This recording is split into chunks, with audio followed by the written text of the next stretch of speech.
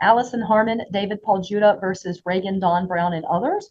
Do I have someone here on behalf of the plaintiffs, Harmon and Judah? Yes, this is Allison Harmon. Good morning, Ms. Harmon. Hi, this is David Paul Judah. Thank you both for being here. Thank Do you. we have anyone on behalf of Reagan Don Brown? No. And we still not had anyone. If you're here on the phone, you'll have to unmute or disconnect and redo it. All right. Mr. Harmon, I'm sorry, Ms. Harmon, Mr. Judah, who would like to take the lead and give me the information on the case? I can do that. Right. What's the reason you're seeking the eviction today? What's the breach? Non-payment of rent. Non-payment. And is there a written lease? There is not. Okay. Had there been an oral agreement for for the defendant to pay rent? Yes, ma'am. How much was the defendant supposed to pay? $350 per month. And had the defendant previously paid $350 per month? No. They moved in and never paid at all? Nope. Never paid at all. Correct. How long or what months are you seeking unpaid rent for? July 1st, 2024. Buckle up, guys. Today we are going to dive into a landlord's opening. Names on the docket, the plaintiffs step up, and the judge immediately drills into why this hearing exists non-payment. Listen closely. There's no signed lease, keys were handed over, and the tenant allegedly never paid a single dollar.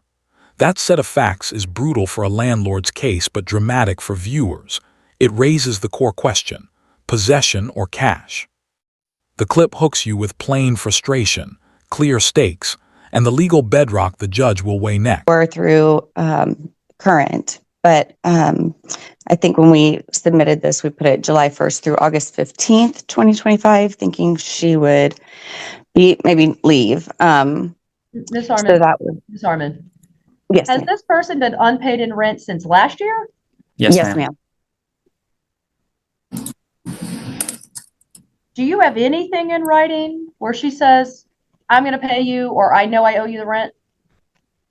So this is a little confusing because she is a family friend.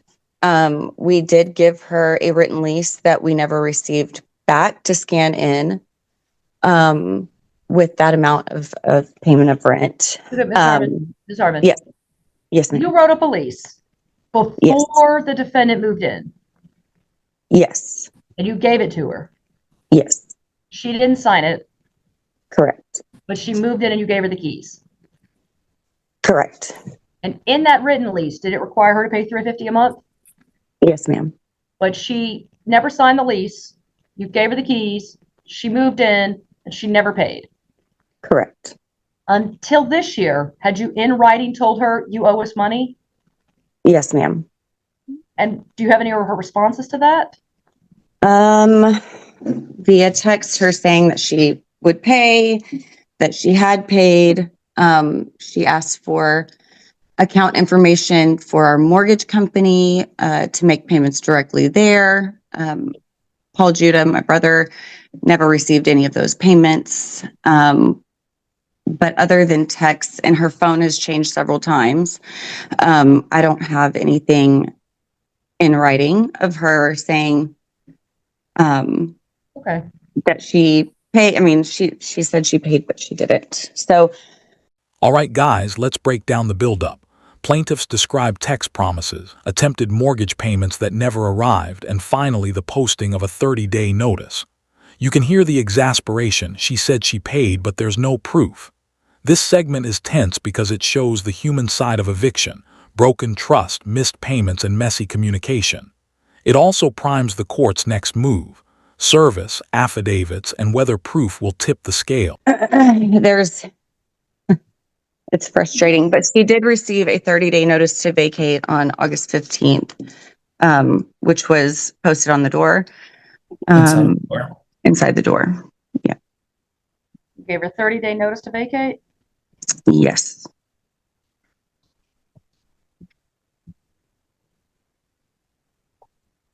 And after the 30 days passed, did she move out? No, ma'am. No, ma'am. She's still occupying the property.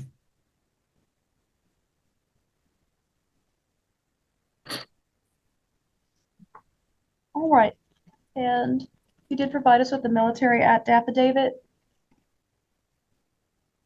I believe so. I see that. No, you've sworn to it. I got one from Mr. Okay. Judah. So Mr. Judah, you Okay, said thank that you. you've personally known the individual for 20 years. You can confirm they've never served in the military or been on active duty based on your personal knowledge. Okay, that's all we need. We have a sworn statement from one of the plaintiffs that you've done, and the reason you have that belief is based on your 20 years of knowledge. Okay.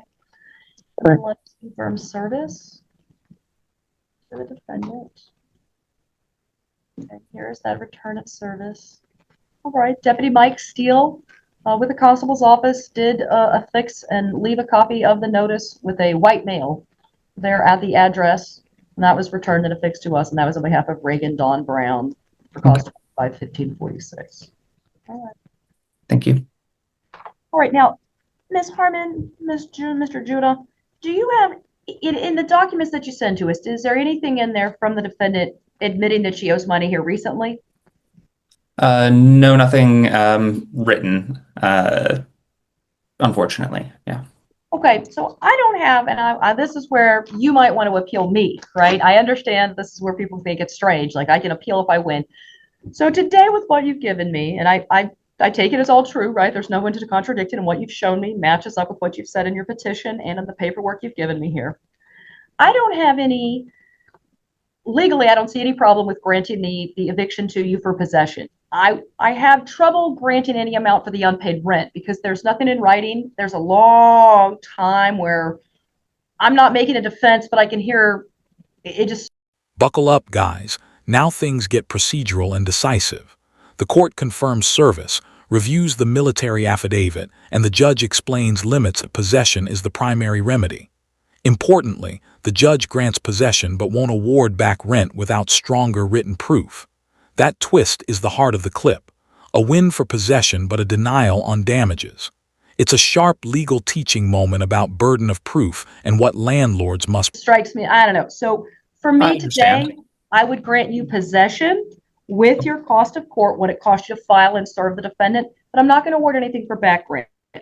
That does not preclude you from appealing my judgment, or, and you can talk to an attorney about this, if you believe you have financial harm as a result of a breach of contract, the eviction doesn't preclude you from pursuing that. Like, let's say a landlord discovers after the tenant moves out after the eviction that there's a hole in the floor or damage has been done. Does that make, so that's, Yes. the eviction is about awarding back possession and potentially unpaid rent, but it does not have to be all at once. So I just want to point that out, that you have options still. Okay. Understood. Understood. All right. Now I do need to put an appeal bond down. You told me that the monthly bin had been $350. Is she renting an entire home, or was this like a bedroom within a larger unit?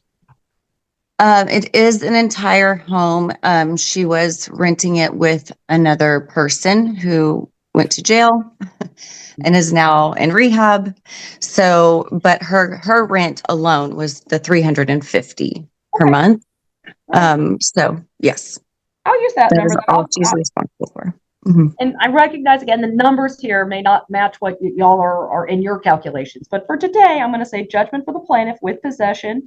I'm going to award nothing for back rent, only cost of court, but I will use the $350 as the monthly rent, and I will put the appeal bond at $700. So it is a non-payment matter, which means that if a party wanted to appeal, $350 every month has to be paid to the court to perfect the appeal, or to avoid a writ of possession. You can perfect the appeal without that. It's, Okay. call attorneys if you want to. I can't explain all of those things. Yeah. Just know that, okay? Judgment Okay, for the two of you with possession and your cost of court. Either party can appeal. It'll be $700 on appeal. Okay. Thank you. All right. Good luck to you both, Mr. Harmon. I mean, Miss Harmon, Mr. Judah. You're both excused. Thank you. Thank you. Thank you. Have a good day. You as well. I would say have a better day. Thank you. Yeah. Well. All right. And then, Your Honor, just because you're probably looking at the docket, looks a little different. So two of them, 49 and 51, those were both the plaintiff non-suits requested during check-in. Oh, okay. So it looks like. And that's why we have one matter. Just 1551. No, so 51, And 49 got non-suited. yeah, those both got non-suited. So the last one is 55. Correct. Okay. Thank you, Brichet. Then we're going to be, our next case is going to be cause 25-1555. That's Maricela Rodriguez Barr versus Robbie John Gallagher. Do I have someone here on behalf of the plaintiff, Maricela Barr? Ms. Barr, I can see that you're with us. You'll need to. Oh, there you go. I think I'm here. Thank you. Good morning, ma'am. Thank you. And we've not had anyone announce on behalf of the defendant, Robbie Gallagher. I will say one final time, and I will send the request again. If you are here and you called in on the phone ending 452, you're going to need to unmute and announce present. If you have not done so by the end of this case, we will end up exiting. All right then, Ms. Rodriguez. I'm sorry. It is Ms. Rodriguez Barr. Ms. Rodriguez Barr, why don't you tell me why is this eviction being sought against the defendant, Robbie Gallagher? They gave us notice on August 17th that they would be out on September 30th. They didn't leave on September 30th. They didn't leave on October 31st, and they're still there.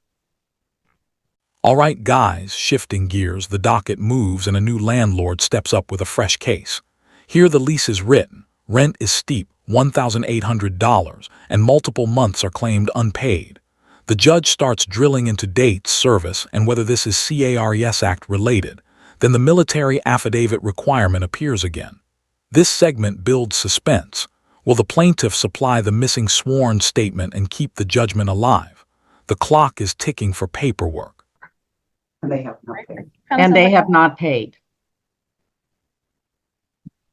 Okay, let me ask you some questions then. Ms. Barr, do you have a written lease with the defendant? Yes, ma'am. Under the written lease, is the defendant required to pay rent? Yes. How much rent? $1,800 a month. Is there any direct subsidy to you from the government for that rent? No, ma'am. Okay. What months? Are there any months of rent that remain unpaid? They did not pay for June of 23.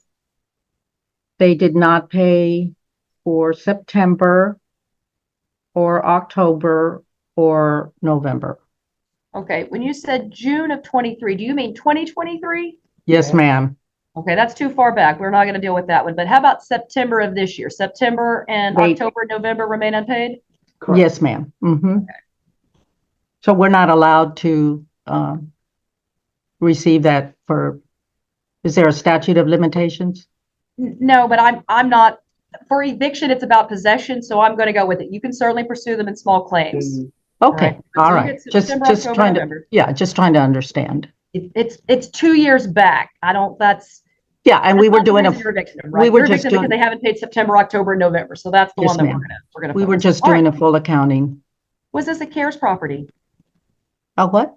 A CARES property? I'm not sure I know what that means. No, I think. What does that mean? I hear someone in the background. Who is that? Yes, my coworker, Kathy Nomady. All right. Do you have knowledge? Was this a CARES Act property? It's not a CARES property. No, ma'am. Okay. What day did you provide the notice to vacate? October 3rd. October 3rd. And how was that delivered to the defendant? Delivered by hand. By hand. And And delivery. All right. And posted on the door.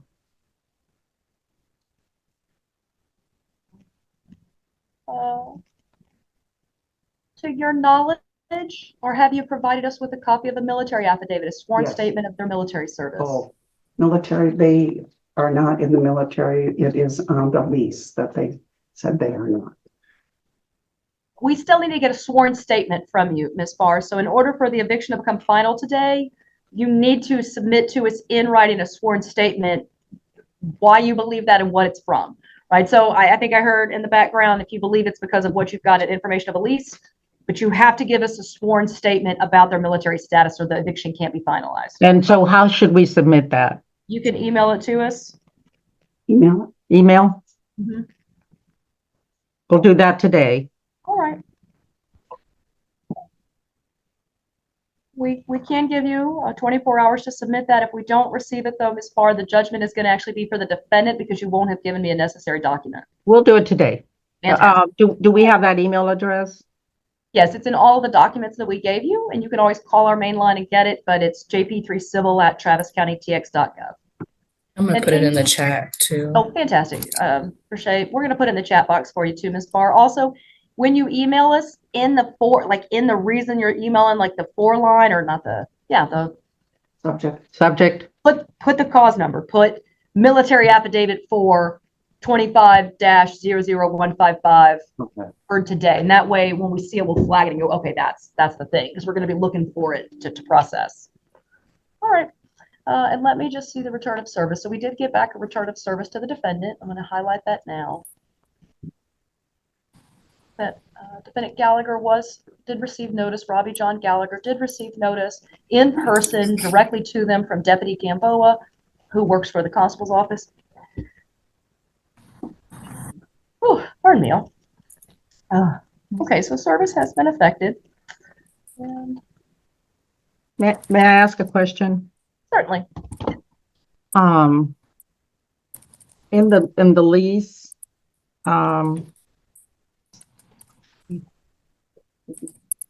There are 3. there's 3 people on the lease. And so we went ahead and filed this one for Robbie John Gallagher. We also filed another one where we're scheduled to be heard on Thursday for Alice Ojeda, I'm sorry. So my question is, should we even go through that process, or just this will be enough? Ms. Barr, I can't answer that. That's legal advice. I would say contact an attorney or contact someone who advises landlords about what is the best situation for you, given that you have more than one tenant and more than one defendant and you have more than one case. Okay. Okay. Okay. So, I can't inform you. but we're Ms. Barr, scheduled. Yes, I'm ma'am. going to give you information. The only thing that your lawsuit is active against is its named defendants. So if you have another person, this judgment is only good as to Mr. Gallagher. Okay, so we'll show up on Thursday. That was my question. Whether you should or should not is totally up to you, right? I'm just saying that this judgment is only naming Robbie John Gallagher, and therefore it is only effective or useful as to that defendant, Robbie John Gallagher. Okay. And that helps me make my decision. Thank you. Okay. All right. Today it's going to be, I did receive back the return. Deputy Gamboa did see that. I reached all that. Okay. Today it's going to be a judgment for the plaintiff. It's a non-payment matter. I do find monthly rent of $1,800 for September and October, and then a prorated amount for November. I calculated $4,680. So that would be the judgment for the plaintiff, along with your cost of court. Either party can appeal. To appeal, I would double the monthly rent and put the appeal bond at $3,600. And Ms. Barr, very importantly, if you do not submit the military affidavit, the judgment becomes moot and you would have to start the process over. Yes, ma'am. We'll do it right now. All right, fantastic. Then any other questions? No, why were we last? Check in and the number of the case. So you were one of the last cases filed before we set the docket. It's over. But thank you, ma'am. You have a nice day. Thank you. All parties are I was going to excused. say, Ms. Barr, there is a resource in the chat also in regards to that military affidavit that Yes, can be ma'am. located on our website. How do I get to the, oh, I see it. Okay. And it's that bottom one. Thank you, Brashay. I see she's directly linked you to what helpful links for how to get information regarding the military affidavit. Okay. Well, okay. Thank you so much. All right, thank you. Y'all have a nice day. Thank you. And Brashay, outstanding as always. We have Thank not you. had anyone from this phone ever identify themselves or disconnect or do anything. So we are going to be ending the court session, and that person will be removed. If you can hear me and you're on that phone ending 452, please contact the main line for the courthouse, and we will try to assist you as best as we are possible at that point. All right. Thank you. All parties are excused. Up, guys. The finale delivers the payoff. Service is confirmed. The judge calculates the money owed, $4,680, and sets a hefty appeal bond at $3,600. The court also warns that without the military affidavit, the judgment becomes void, so the outcome hangs on one last document. This clip wraps the drama with a clear, enforceable judgment and procedural warnings. The kind of courtroom close that leaves viewers knowing exactly who won, how much, and what can still happen next. Please like the video and subscribe to the channel, and we'll see you in the next video.